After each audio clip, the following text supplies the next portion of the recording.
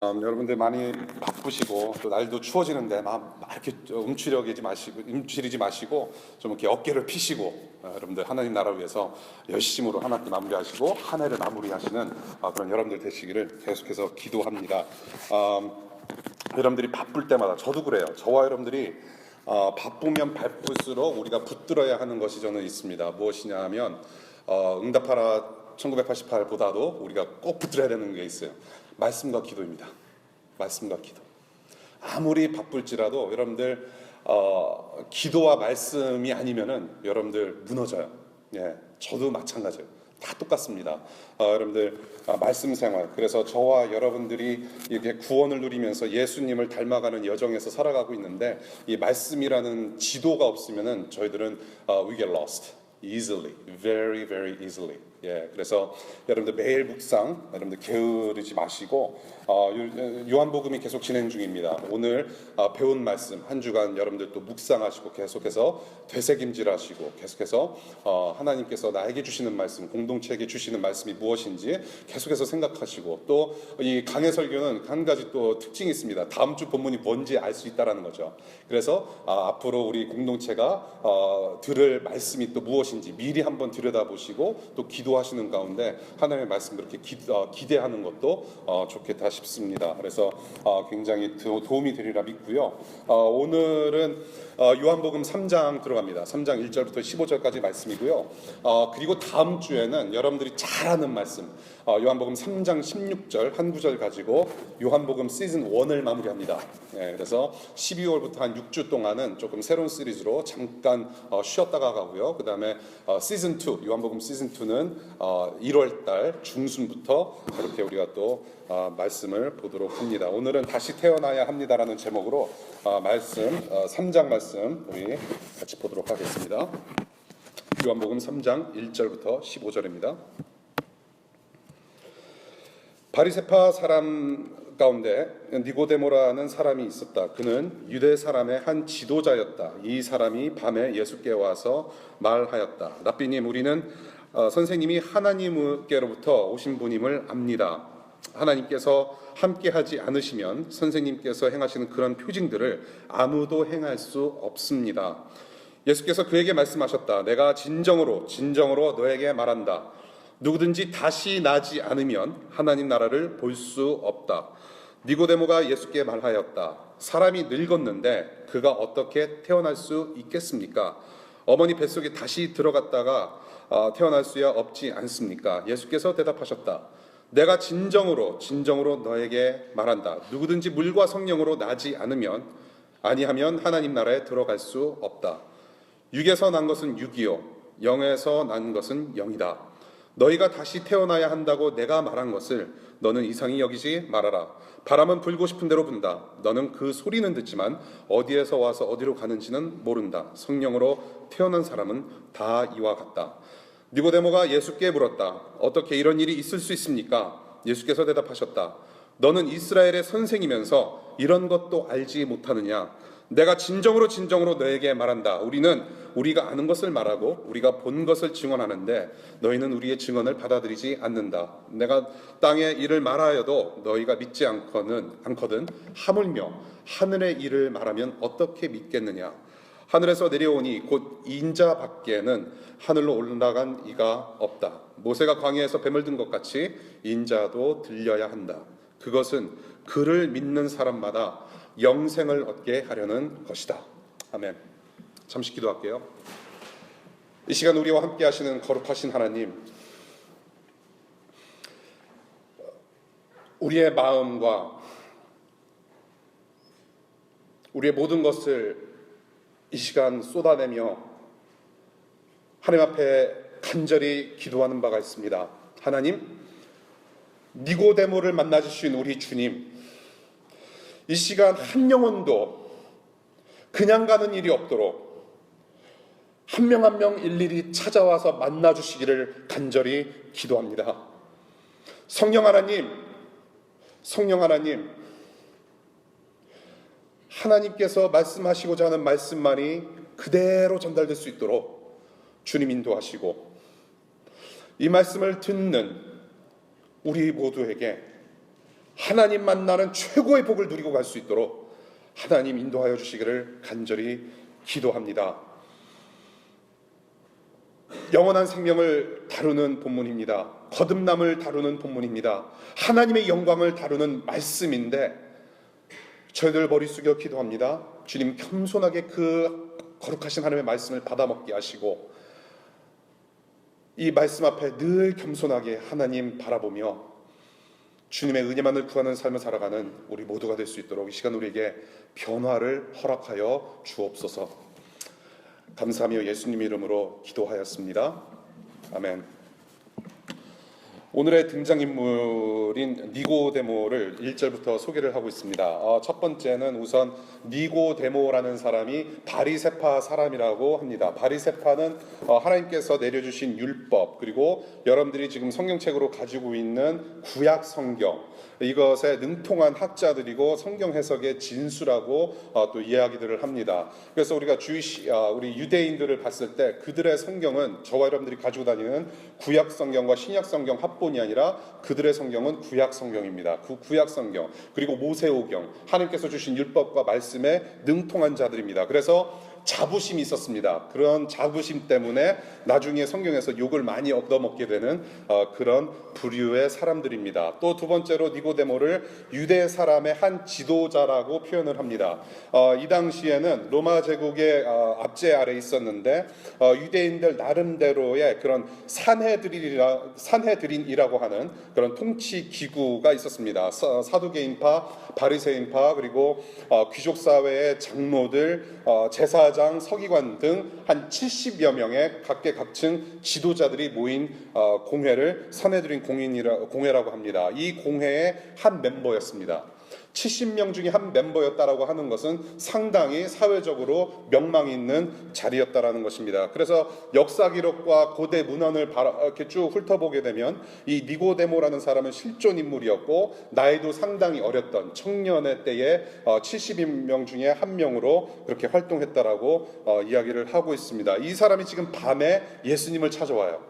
밤에 예수를 찾아오면서 우리가 꼭 반드시 짚고 넘어가야 되는 것이 있습니다. 2절 볼게요. 왜 굳이 밤 시간에 왔는지 우리가 좀 알 필요가 있습니다. 여러 가지 이유들이 있어요. 그 당시 예수는 표적과 기적을 통해서 이미 소문이 살살살살 나 있는 상태이고요. 또 파격적인 언행 때문에 이 종교 지도자들의 눈밖에 나 있었다라는 것이죠. 그래서 그런 상황에서 율법 전문가 이 니고데모가 예수를 찾아가서 하나님의 말씀을 논한다라는 것은 바리새파와 자기의 명성에 금이 갈 수 있는 일이기 때문에, 그래서 눈치를 봤기 때문에 밤 시간을 통해서 예수님을 만나라고 한 게 아닌가라는 그러한 생각을 해봅니다. 이것을 성경에서 니고데모는 아직도 영적으로 어둠 속에 있었음을 나타냅니다. 아직도 영적으로 어둠 속에 있다. 그래서 밤 시간을 그렇게 일일이 언급했다라고 보는 것입니다. 요한복음 19장 39절에도 보니까 니고데모라는 사람이 다시 등장해요. 같은 동일 인물입니다. 이 니고데모를 소개할 때 전에 밤에 예수를 찾아갔던 니고데모, 요한복음 3장을 가리키면서 밤에 예수를 찾아갔던 니고데모라고 소개를 하고 있습니다. 여러분들이 요한복음 1장부터 쭉 공부를 해왔습니다. 빛의 어둠, 빛의 반대는 어둠이라고 얘기를 하고 있고요. 어둠은 죄와 불완전과 그런 사망 등의 의미를 가지고 있고, 하나님의 반대편을 어둠이라고 표현을 하고 있습니다. 그래서 예수께서 빛으로 오신 거죠. 어둠 가운데 있던 우리를 구하시려 빛으로 오신 예수를 우리가 계속해서 배우고 있습니다. 밤 시간, 여러분들 죄짓기 가장 좋은 시간이 밤 시간입니다. 가룟 유다도 예수님을 팔러 나갈 때 밤에 나갔습니다. 그리고 우리는 불완전합니다. 밤이면 더 불완전해. 우리는 잠을 자고 누가 업어가도 모르는 불완전한 사람들입니다. 어부들이 밤에 낚시를 하러 나갑니다. 고기를 잡으러 가요. 못 잡습니다. 그 시간이 언제예요? 밤 시간이었다는 거예요. 예. 그래서 이 복음서는 계속해서 어둠 속에 있는 이 세상에 빛으로 와주신 하나님의 아들을 계속해서 말하고 있고요. 빛 대신 예수와 영적으로 어둠 가운데 있는 니고데모를 의도적으로 대조하기 위해서 밤 시간을 일일이 언급했다라는 거 우리가 여기서 볼 수가 있죠. 이제부터 시작되는 예수님과의 대화를 우리가 좀 보겠는데요. 이제는 니고데모가 어둠 속에 있지 않고 빛으로 한 발짝 한 발짝 나오는 광경을 오늘 본문에서 보게 되는 것이에요. 자, 여러분들이 이제부터는 니고데모가 되셔야 돼요. 여러분들이 니고데모가 돼서 오늘 예수님의 대화 속에서 하나님의 진리를 찾아갈 수 있기를 바랍니다. 우리 2절 한번 볼게요. 2절을 보니까는 니고데모가 자기 나름대로의 신앙을 고백합니다. 예수께서 행하신 모든 표징들을 보고 와서 이거는 하나님께서 함께 하시는 분이다. 그렇지 않으면 이런 일은 불가능하다. 그런 나름대로의 신앙을 고백합니다. 여기서 표징들이라고 해서 복수형을 써요. 그러니까 한 가지 표징만을 가지고 이야기를 하는 것이 아니라 여러 가지 표적들, 여러 가지 기적들을 경험하고 예수께 나오는 것이에요. 그런데 여러분들이 신학성 이 요한복음의 특징이라고 제가 말씀드린 바가 있습니다. 이 chronological 시간의 흐름으로 쓰여진 복음서가 아니라 신학적으로 굉장히 중요한 포인트를 담고 있는 복음서라고 말씀을 드렸어요. 그러니까 가나의 혼인잔치 외에도 이미 여러 표적들을 이미 경험한 상태에서 예수께 나왔다라는 것을 우리가 여기 본문에서 볼 수가 있습니다. 이에 대해서 예수께서 하신 첫 말씀이 있어요. 3절을 보겠습니다. 거듭나야만 하나님 나라를 볼 수 있다라는 말씀을 하세요. 거듭나야만 하나님 나라를 볼 수 있다. 여기서 말하는 다시라는 단어가 있는데요. 이 다시라는 단어는 우선적으로 큰 의미를 담고 있습니다. 위로부터라는 의미가 있어요. 위로부터라는 뜻이에요. 그러니까 위로부터 다시 태어나야 된다. 위로부터 다시 태어나야만 하나님 나라라는 천국을 볼 수 있다라고 말씀하세요. 여기서 볼 수 있다라는 말은 저와 여러분들이 눈이 달려있기 때문에 단순히 하나님 나라를 보는 것이 아니라 경험하다, 동참하다라는 뜻이 있습니다. 그러니까 내가 위로부터 거듭나지 않고 다시 태어나지 않으면 하나님 나라를 경험할 수 없고 동참할 수 없다. 하나님 나라 갈 수 없다는 말을 하고 있는 것이죠. 여기서 우리 예수님께서 마치 질문에 답하시듯이 말씀하셨습니다. 니고데모는 첫 얘기를 질문으로 시작을 하지 않아요. 그런데 마치 예수님께서 질문을 들으신 것처럼 대답을 하시는 것을 우리가 주목해서 볼 필요가 있습니다. 왜 예수는 질문이 아닌 니고데모의 말에 왜 이와 같이 반응을 하셨을까라는 거예요. 내가 당신의 표징을 받습니다. 하나님께서 하지 않으시면 이거는 불가능한 일입니다. 나름 고백을 했어요. 그런데 거듭나지 않으면 하나님 나라 갈 수 없다라는 답변 같은 답을 하세요. 왜 그랬을까요? 이 땅에서 잠시 경험하고 보아한 표적 때문에 믿는 것으로는 안 된다. 네가 보아왔던 표징 가지고는, 그런 믿음 가지고는 하나님 나라를 절대 볼 수 없다. 너는 다시 태어나야만 하나님 나라를 볼 수 있다라는 대답을 하시는 거죠. 그래서 지난주 본문이었던 2장 마지막 부분 23절부터 25절까지의 내용이 이 부분과 연결이 되어 있어요. 그 2장의 마지막 부분을 보게 되면 무슨 내용이었어요? 표적을 경험한 것 가지고는 안 된다. 표적을 경험한 것만 가지고 믿는다고 하는 자들의 마음 상태를 지적하시는 말씀으로서 2장이 끝나요. 그러고서 3장 1절에 니고데모가 똑같은 이야기를 가지고 옵니다. 다시 태어나야만 천국에 갈 수 있다. 여기서 말씀하시는 다시 태어나는 일, 절대로 부분적이지 않아요. 이것은 부분적으로 다시 태어나고 부분적으로 변화를 말씀하시는 게 아니죠. whole nature. 이것은 전체적으로 다시 태어나는 것을 말해요. 부분적인 변화를 말씀하시는 게 아니에요. 총체적인 변화를 말씀하시는 거예요. 그래서 예수님께서 이렇게 이 시대의 대표적인 지성인이라고 할 수 있고 종교인이라고 할 수 있고 이 사회에 가장 존망받는 그런 지도자한테 율법적으로 조금만 노력하면 돼, 성경 공부 조금만 더 하면은 알 수 있어 라고 말하지 않습니다. 이렇게 부분적으로 노력하고 인간적인 노력으로 될 수 있다라고 하는 것이 아니라 전체적으로 다시 새롭게 되어져야 한다라는 말씀을 하고 계시는 거예요. 총체적인 변화. 그렇게 해서 이렇게 첫 대화 내용이 끝납니다. 첫 대화 내용이 끝나요. 이거를 문답식으로 이렇게 표현할 수 있습니다. Q1, Question 1. 하나님 나라는 어떻게 갈 수 있는가라는 질문에 예수님께서는 다시 태어남으로, 거듭남으로 가능하다라는 말씀을 하시는 거예요. 자, 두 번째 대화를 볼게요. 4절부터 두 번째 대화의 내용이 시작이 돼요. 다시 태어나야만 하나님 나라를 볼 수 있다라는 예수님의 말씀에 니고데모가 이제는 진짜 질문을 해요. 어떻게 다시 태어나느냐? 그러면 내가 엄마 뱃속으로 다시 들어가서 응애하고 태어나야 하느냐라는 질문을 하기 시작해요. 물론 불가능하죠. 물론 불가능해요. 그렇게 해서 다시 태어나신 분 계십니까? 절대로 그렇게 할 수 없어요. 예수님께서도 이렇게 위도하시는 내용이 아니었죠. 이런 대답을 원하시는 것도 아니었습니다. 바로 이 니고데모의 질문의 수준이 저와 여러분들의 수준이라는 거예요. 1차적이고요. 원초적이고 1차원적이고 물리적인 수준이라는 거예요. 눈으로 보이는 것을 원한다라는 거예요. 거기서 우리는 해답을 얻으려고 해요. 영적 세계를 우리 수준으로 보려고 한다는 거죠. 어쩌면 당연한 일이라고 저는 생각합니다. 어쩌면 당연해요. 왜냐? 우리가 아직 영적 상태가 아직 어두움 안에 있기 때문에 그래요. 아직 우리는 완전한 그런 백성들이 아니라는 거죠. 완전한 사람들이 아니에요.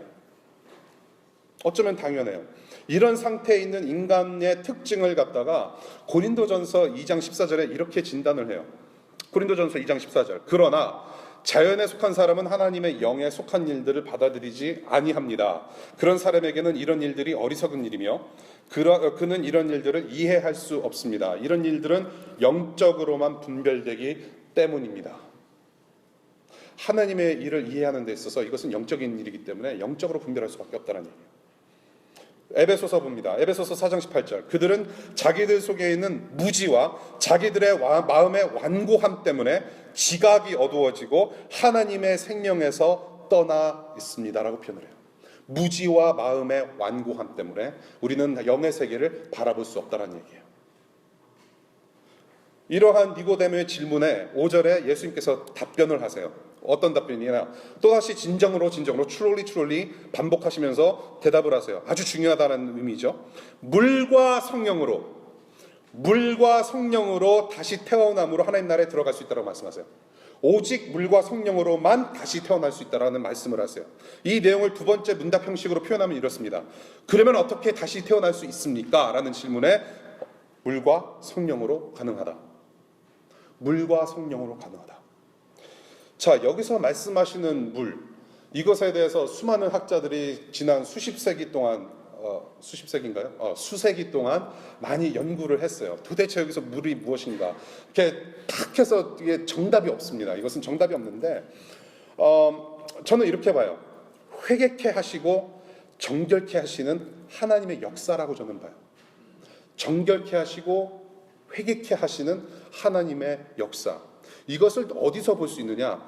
세례 요한이라고 하는 사람이 세례를 줄 때 물로 세례를 주면서 회개를 강조했습니다. 그것을 상기시키는 물이라고 저는 봐요. 회개케 하는 물. 그래서 요한복음 3장 후반부에도 예수님께서 직접 세례를 주세요. 세례를 베푸시면서 그러한 장면을 보고 위도를 봤을 때 회개와 정결을 의미하고 있지 않겠는가라는 결론을 만들어낼 수 있다라는 것이에요. 자, 이러한 하나님의 역사와 함께 하나님의 영이신 성령으로 또한 가능하다라고 말씀하세요. 물과 성령. 하나님께서 저와 여러분들에게 영을 부으셨어요.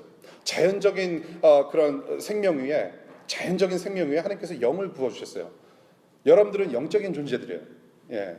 한 사람 한 사람 영이 있습니다. 스피릿이 있어요. 그런데 우리가 영원한 생명이라는 것을 우리가 다룰 때에는 영원한 생명을 누릴 수 있는 오직 방법은 뭐냐? 성령이에요. 저와 여러분들이 영을 가지고 영의 존재로서 이 땅을 한번 살아가요. 60년, 70년, 80년, 90년 살아가요. 어제 김영삼 대통령, 전 대통령께서 서거하셨어요. 예. 우리나라 민주주의에 있어서 빠질 수 없는 인물이죠. 예. 88세 일기로 돌아가셨어요. 우리는 언제 그렇게 갈지 몰라요. 예. 영을 가졌어요. 그러나 우리가 영원한 생명을 가지고 살아갈 때, 하나님 나라라는 그런 시간을 살아갈 때에는 성령 없으면 불가능하다는 거예요. 성령. 여기서 말하는 성령이에요. 하나님의 영.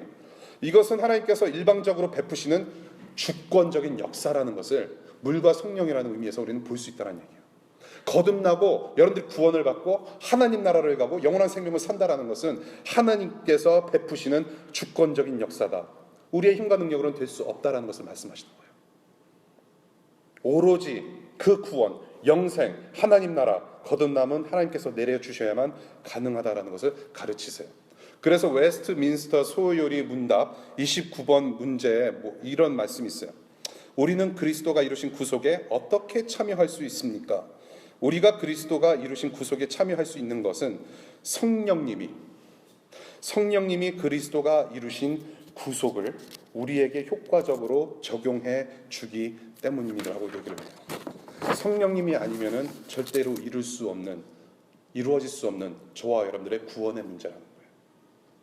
성령 하나님. 이러한 물과 성령으로 다시 태어나는 그런 예수님의 태어난다는 예수님의 답변을 저는 에스겔서 36장을 좀 꼭 짚고 넘어갔으면 좋겠다는 생각을 해봅니다. 에스겔서 36장 또 37장 말씀인데요. 일단 먼저 36장 말씀 볼게요. 25절과 26절이에요. 그리고 내가 너희에게 맑은 물을 뿌려서 너희를 정결하게 하며 너희의 온갖 더러움과 너희가 우상들을 섬긴 모든 더러움을 깨끗하게 씻어주며 너희에게 새로운 마음을 주고 너희 속에 새로운 영을 넣어주며 라고 하고 있어요. 물과 성령이 나와요. 물과 성령으로 새롭게 되는 것을 말씀하세요. 그 다음에 에스겔서 37장에 무슨 말씀이 나오냐면 마른 뼈에 생기를 부어주시고 구원하시는, 새로운 생명을 주심으로 구원하시는 하나님의 그런 놀라우신 예언적 말씀이 나와요. 물과 성령, 물과 성령, 구원을 베푸시고 새롭게 재창조하시는 하나님의 일, 물과 성령. 물과 성령이라고 봤을 때 여러분들 어디서 많이 들어본 조합 같지 않아요? 물과 성령, 물과 성령. 창세기 1장 볼게요. 창세기 1장 1절과 2절 봅니다. 태초에 하나님이 천지를 창조하셨다. 땅이 혼돈하고 공허하며 어둠이 깊음 위에 있고 하나님의 영은 이거 나와야 되는데 하나님의 영은 물 위에 움직이고 계셨다. 여러분들 성경 가지고 계신 분들 창세기 1장 한번 펴보세요. 예, 이거 쉽잖아요. 창세기 맨 앞에 있어요. 여러분들이 1월 1일이면 늘 대하는 말씀, 그렇죠? 1월 1일이면 은혜 받는 말씀, 1장 1절과 2절 말씀입니다. 2절, 하나님께서 창조를 하셔요. 땅이 혼돈하고 공허할 때 창조하셨고요. 어둠이 있었고요. 그런데 거기에 누가 있었느냐? 하나님의 영이라고 하는 성령님이 계셨어요.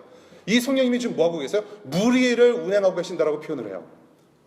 물과 성령이에요. 하나님께서 이 천지를 창조하셨을 때 물과 성령이라는 배경이 있었어요. 거기서부터 창조의 역사가 시작이 되는 거예요. 무에서 유를 창조하신 이 창조 사건. 그 당시에 가장 흠이 없었고 가장 거룩했고 가장 정결한 물이 있었고요. 그 다음에 하나님의 영이신 성령께서 함께 하셨다는 거예요. 언제? 어두웠을 때. 오늘 본문 보세요. 니고데모가 어둠 속에서 찾아와요. 영적으로 어둠 가운데 있었던 사람이 빛 대신 예수님께로 나옵니다. 우리가 거듭남이라고 했을 때 이것은 다시 태어남이에요. 재창조예요. 다시 태어나는 거죠. 새롭게 창조되는 거예요. 우리를 거룩게 하는 물과 성령 가운데 하나님께서 작용하셔서 하나님께서 임하여 주셔서 우리를 새롭게 만드신다라는 거예요. 저는 그렇게 봐요. 물과 성령, 새 창조 역사, 재창조의 역사를 볼 수 있다는 거예요.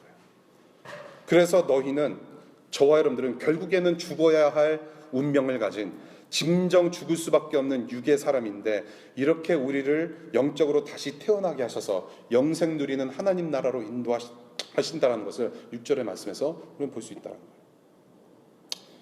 이러한 하나님의 일방적이고 주권적인 하나님의 역사의 특징을 7절과 8절에서 봅니다. 한번 볼까요? 7절, 하나님의 역사의 주권적인 특징 7절에서 봅니다. 이것은 이미 예견된 일이라고 볼 수 있는 거예요. 이미 예견된 일이에요. 그러면서 니고데모한테 이렇게 새롭게 되는 것을 갖다가 이상하게 여기지 말라고 얘기를 해요. 이미 구약에서 많이 다루고 있습니다. 구원을 얘기를 해요. 새로운 생명을 얘기해요. 그러면서 이것은 하나님의 뜻이고 분명히 일어나야 할 하나님의 일임을 계속해서 알려주세요. 구약 성경을 통해서. 그러니 너는 놀라지 마라. It will happen. It must happen. 두 번째 특징 8절입니다. 이것은 오로지 하나님만이 아시는 일이라고 말씀하시는 거예요. 그 8절의 말씀입니다. 오로지 하나님만이 아시는 구원의 역사다. 그래서 여기 바람이라는 단어와 성령이라는 단어가 나옵니다. 바람이라는 단어는 푸뉴마예요. 근데 이 바람이라는 푸뉴마라는 단어는 성령 혹은 영이라는 단어와도 같이 번갈아 쓸 수 있는 같은 말입니다. 그래서 우리가 바람, 성령 얘기할 때 푸뉴마라는 한 단어를 쓴다는 얘기예요. 그런 언어 유희가 있는 거예요. 그래서 그런 월드 플레이가 좀 있는데요. 이게 보게 되면 무슨 말이냐 하면 바람은 인간이 통제할 수 없다는 것이죠. 바람은 인간이 통제할 수 있는 것이 아니다. 이와 마찬가지로 하나님께서 행하시는 거듭남의 구원의 역사는 우리는 알아볼 수가 없다는 얘기예요. 오로지 하나님만이 아신다라는 얘기입니다. 그래서 전도서 11장 5절에 이런 말씀이 있어요. 바람이 다니는 길을 내가 모르듯이 임신한 여인의 태에서 아이의 생명이 어떻게 시작되는지 네가 알 수 없듯이 만물의 창조가 하나님이 하시는 일을 너는 알지 못한다. 하나님께서 하시는 일을 너희는 알지 못한다. 예. 하나님만이 아시는 영적인 비밀이라는 거예요.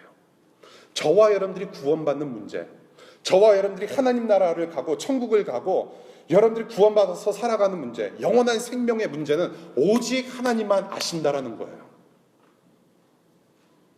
No one else. 그래서 기독교는 데이터로 가늠할 수 없어요. 기독교는 절대로 데이터로 못 뽑아내요. 엊그저께 워싱턴 포스트에서 매거진이 나왔어요. 일주일에 한 번씩 나오는 워싱턴 포스트 매거진이라고 하는 게 있어요. 굉장히 짧은 매거진인데 마침 보니까 10페이지에 이런 게 있어요. Have a little faith 하면서 각 종교마다 종파마다 몇 퍼센트가 되는지 데이터 수치가 나왔어요. 여기 보니까는 뭐 메릴랜드 디스트릭트, 버지니아, 뭐 남부, 북부, 미국 전체 데이터가 나왔습니다. 통계가 나왔어요. 워싱턴 DC 한번 볼까요? 이반젤리컬 프로테스탄트, 저와 여러분들 말하는 거예요. 복음주의적 그런 사람들. 무려 놀라지 마세요. 14%. 안 놀라시는군요. 맞을 수 있어요. 그리고 가장 많은 그 종교가 무엇이냐면 캐톨릭이래요. 19%. 몰몬이 1%고요. 뭐 등등 있습니다. 등등 있어요. 수치. 기독교인들이 몇 명인지 절대로 인간의 수로는 추려낼 수 없어요. 누가 구원을 받고 누가 구원을 못 받았는지 우리는 알 길이 없어요. 내 자신과 하나님 사이에서 일어나는 일이에요. 이것을 기독교는 여러분들 데이터에 속지 마십시오. 하나님 나라는 교회 예배 출석 숫자로 세워지는 나라가 아니에요. 하나님 나라는 등록교인 수로 따져 묻는 나라가 아니에요. 자기의 자녀가 누구인지 그 수를 셀 수 있고 자기 자녀가 누구인지 헤아릴 수 있는 분은 오직 한 분, 하나님. 그 하나님의 영역이에요. 오로지 하나님의 역사라는 거예요. 그래서 이 물과 성령으로 거듭날 수 있다. 오직 하나님만이 베풀 수 있는 구원의 역사. 그 말씀에 니고데모가 이제 마지막 질문을 해요. 9절의 말씀입니다. 9절 말씀 한번 읽겠습니다. 3장 9절이에요. 어떻게 이런 일이 있을 수 있습니까? 라는 질문을 해요. 어떻게 해서 물과 성령으로 다시 태어날 수 있습니까? 라는 질문을 해요. 이 질문 역시 어둠 가운데 있는 그런 사람이 질문할 수 있는 무지에서 비롯된 질문이라고 보는 거죠. 예. 그렇게 질문을 하면서 이 사람의 믿음 없음을 여러 문장으로 질책하시면서 이 질문에 대한 답을 14절에서 말씀을 하세요. 14절과 15절 볼게요. 14절. 모세가 광야에서 뱀을 든 것 같이 인자도 들려야 한다. 그것은 그를 믿는 사람마다 영생을 얻게 하려는 것이다. 물과 성령을 어떻게 태어납니까? 그렇게 물어보니까 예수님께서 십자가 복음을 말씀하세요. 십자가 복음. 저는 이 세 번째 대화 내용을 세 번째 문답으로 이렇게 표현하고 싶어요. 무슨 근거로 다시 태어날 수 있느냐? 무슨 근거로 거듭날 수 있느냐? 답은 이거예요. 예수의 십자가 복음으로 가능하다. 예수님의 십자가의 복음으로 가능하다. 여기서 인자도 들려야 한다라는 말씀을 14절에 하십니다. 인자는 들려야 한다. 인자는 예수님 자신을 가리킬 때 주로 사용하셨던 타이틀입니다. 인자가 들려야 한다. 들린다라는 것은 발이 땅에서 들려진 상태를 얘기를 해요.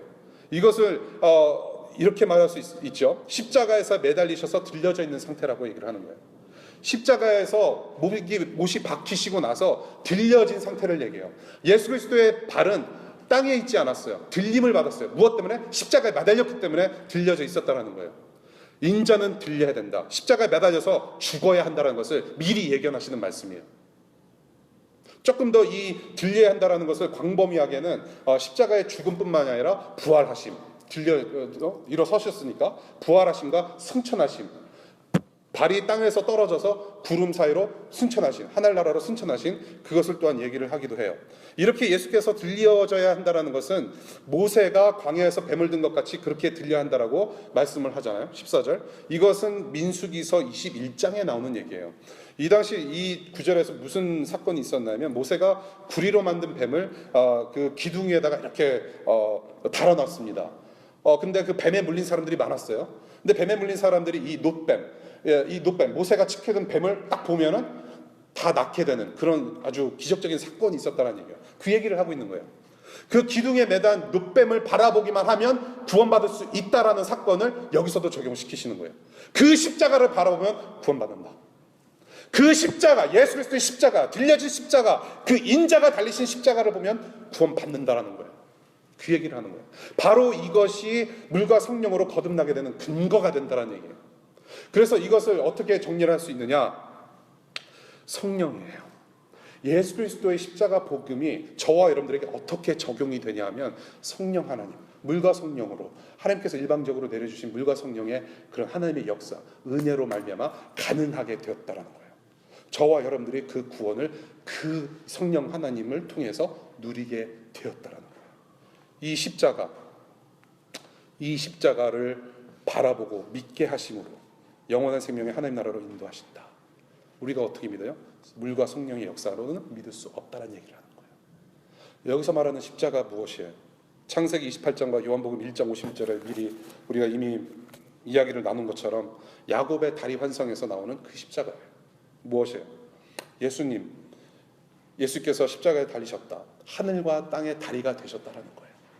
저와 여러분들의 모든 죄를 대신 감당하시고 그 죄값을 치러내시려고 달려 죽으신 그 예수 그리스도의 십자가, 하늘과 땅의 다리가 되셔서 우리가 이제는 하나님 앞으로 나아갈 수 있게 된 그 십자가를 얘기를 하는 거예요.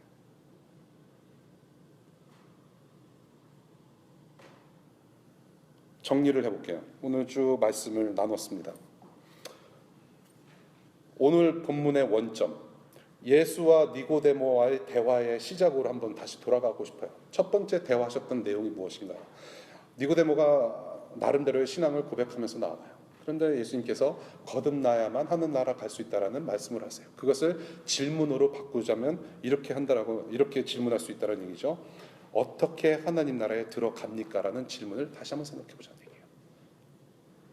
그 하나님 나라는 예수 그리스도의 이 십자가 복음 때문에 내가 성령의 능력으로 다시 태어나서 그 나라를 볼 수 있고 그 나라를 들어갈 수 있다라는 거예요. 예수님의 십자가 복음 때문에 성령의 적용으로 말미암아 우리는 하나님 나라 들어가는 구원을 누릴 수 있다라는 거예요. 이게 오늘의 핵심이에요. 그래서 다시 태어나야 돼요. 저와 여러분들이 거듭나야 돼요. 조금 더 유식한 말로 중생의 은혜를 맛보아야 돼요. 중생이에요. Regeneration. 그렇지 않으면 절대로 그 어느 누구도 하나님 나라, 그 천국 들어갈 수 없습니다. 다시 태어나야 돼요. 다시 태어나야 돼요. 거듭나지 않으면 저는 여러분들 천국에서 못 봐요. 거듭나야 돼요. 여러분의 인생에 있어서 이만큼 중요한 사안이 있을까라는 생각을 해봐요. 거듭나야 돼요. 이건 너무나도 straightforward한 말씀이에요. 거듭나지 않으면 하나님께서 이 은혜 베푸지 않으시면 천국 갈 수 없다. There's no other way. 저와 여러분들이 여기서 함께 예배한 지 이제 2년 3개월 지났어요. 다음 주면은 17년 만에 목사 안수를 받아요. 돌고 돌았어요. 계속해서 이렇게 도망 다니다가 붙잡혀서 DC에 들어오게 됐고, DC에서 예배를 시작한 지 2년 3개월 됐습니다. 시간이 참 빨리 지나가요. 이 기간 동안에 정말로 우리 DC2DC 통해서 같이 하나님 예배하고 또 말씀 공부하면서 우리가 또 먹고 웃고 참 많은 시간들을 참 많이 보냈습니다. 방문객들도 많았어요. 예, 방문객들도 많았고 또 왔다가 이렇게 가시는 분들, 우리 예지 씨처럼 또 잠시 왔다가 학부 끝나고 또 다른 곳으로 또 대학원 공부하러 가시는 분들, 또 직장 잡아서 가시는 분들, 상당히 많은 분들이 왔다 가셨어요. 시간이 지나면서 정말 커지는 고민이 하나 있습니다. 이것은 비단 저만의 그런 고민이 아니라 여러분들이 이 교회를 여러분들의 홈처치라고 생각을 하신다면 함께 고민하는 그런 사항이었으면 좋겠어요. 2003년 가을 학기에 첫 예배를 시작하면서 이제 2년 3개월 지났는데요. 지금 한 거의 3배가 컸어요. 한 2~3배 앨리스트, 그렇죠? 예. 예배 참석하시는 인원이 3배가 늘었어요. 예. 좀 당혹스러워요. 저는 이렇게까지 생각을 못했습니다. 저는 한 몇 년째 그냥 15명, 20명 앉혀놓고 그냥 같이 예배하고 혼자 찬양인도 하고 원맨쇼 하다가 그냥 집에 가서 밥 먹고 이제 저는 그렇게 생각을 했어요. 근데 이렇게 자발적인 섬김을 강요하는 교회이기 때문에 자발적으로 이렇게 섬김도 하시고 그러면서 커나가는 교회예요. 하나님의 은혜가 있어요. 근데 저는 두려워요. 무엇이 두려운가? 교회 예배에 참석하는 수가 많아지고 있긴 한데 정말로 왔다 가시는 분들, 여기 앉아 계시는 분들 중에 과연 거듭났다고 하는 진짜 성도가 얼마나 될까라는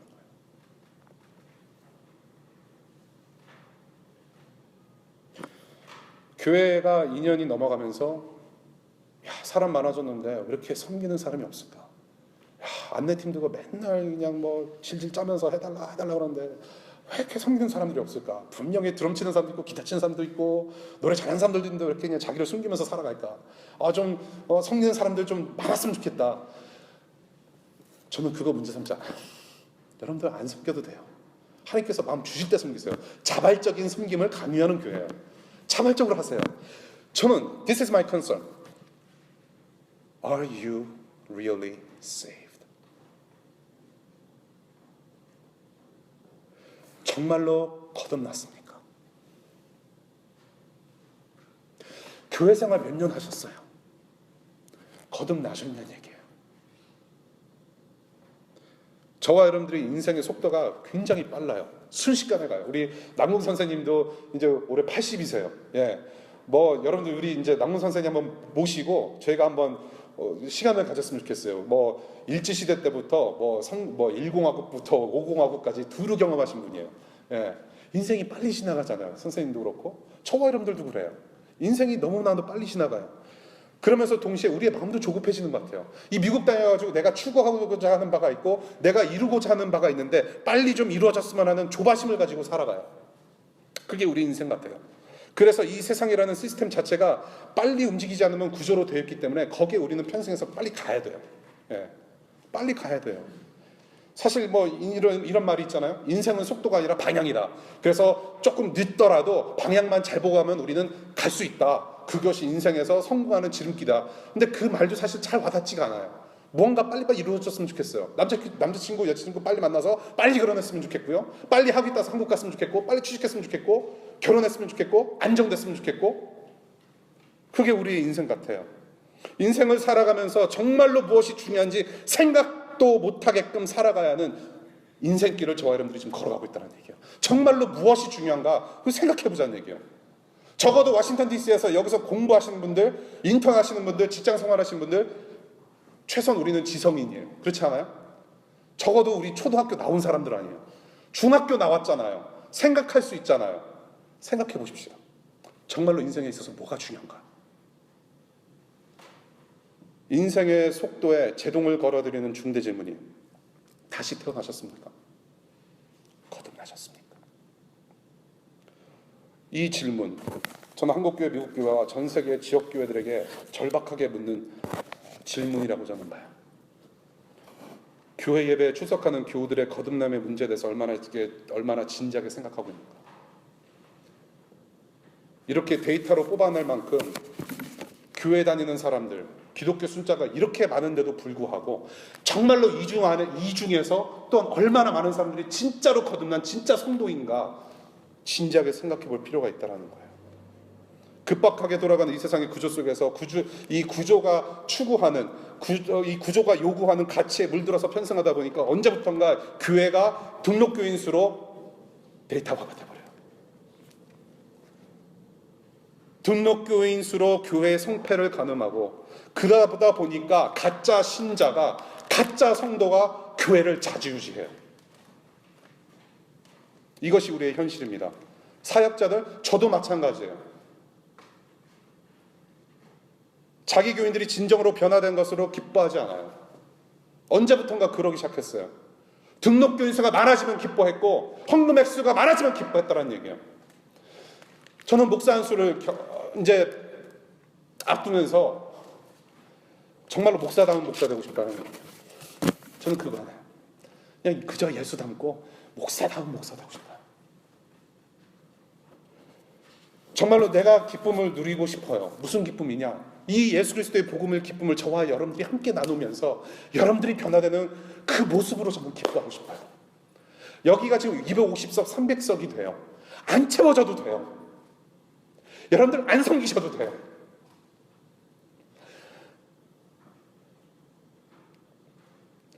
저는 이 거듭남의 기쁨을 통해서 교회의 영광이 회복되어지는 것을 보기를 원해요.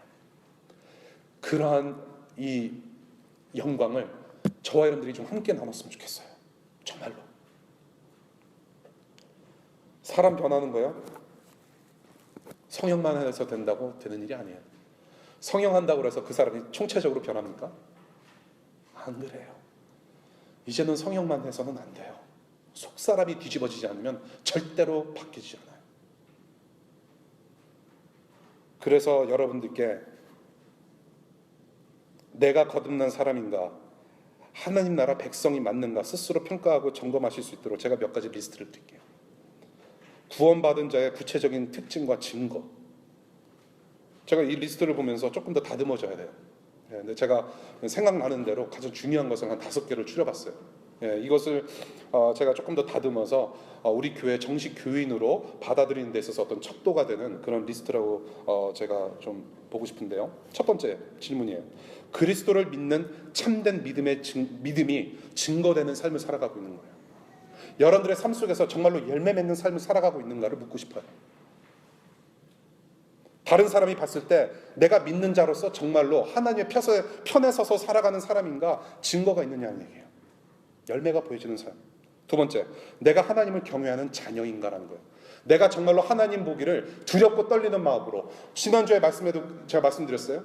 예배를 그냥 설렁설렁하게 예배드리지 말고 토요일 밤부터 매일마다 정말로 잘 준비해서 오자는 얘기예요. 예배 잘하자는 얘기예요. 예수 그리스도의 복음으로 예배 잘하자는 얘기예요. 그런 두려움이 있는 거예요. 두렵고 떨림으로 구원을 이루어가는 과정에 있는가라는 거예요. 그래서 여러분들이 말씀을 읽고 있는 거라는 얘기예요. 하나님을 내가 경외하기 때문에, 거룩하신 하나님을 배울 때 내가 말씀을 읽지 않으면 내가 살아갈 수 없다라는 그런 각오가 늘 있느냐는 얘기예요. 전 그걸 묻고 싶어요. 물론 바쁘면 밥도 못 먹고 성경 못 읽을 수도 있어요. 근데 적어도 신앙 양심에는 가책이 온다는 얘기예요. 내가 오늘 말씀 읽었는데 오늘 밤에 가서는 꼭 읽어야 되겠다. 매추어 안에서 도서관에서 공부하기 전에 성경 한 장 읽고 하나님께 감사한, 내가 하나님 공부를 합니다. 이 머리 가지고 하나님 공부해요. 감사합니다. 세 번째 질문. 죄에 대한 거룩한 슬픔이 있고 죄를 미워하는 거예요. 크리스찬의 가장 큰 특징이에요.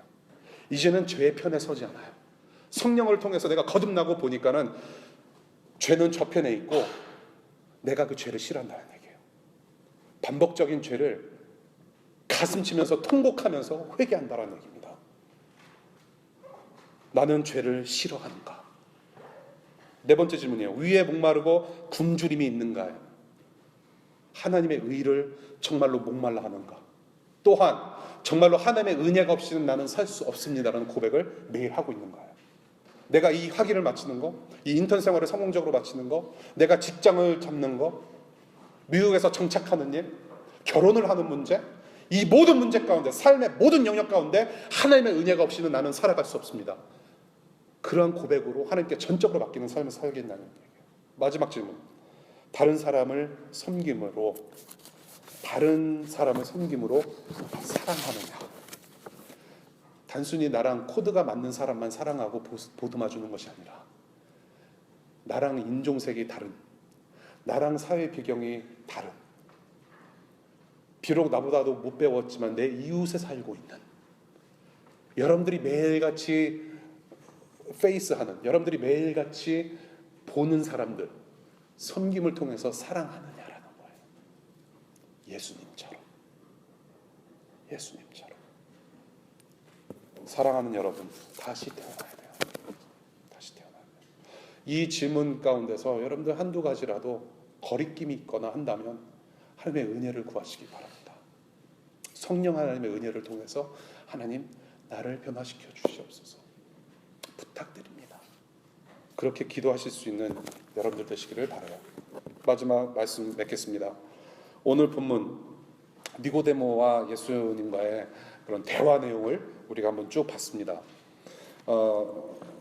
우리가 요한복음을 쭉 보면서 니고데모가 어떻게 구체적으로 변화되었는지는 증거하지 않아요. 우리가 복음서를 볼 때 이 니고데모가 어떻게 구체적으로 변했는지 한 줄 나와 있지는 않지만은 확실히 변화되었다라는 거. 예수님을 만난 다음에 변화된 삶을 어떻게 볼 수는 있습니다. 어떻게 이렇게 흐리멍텅하게 볼 수 있는데요.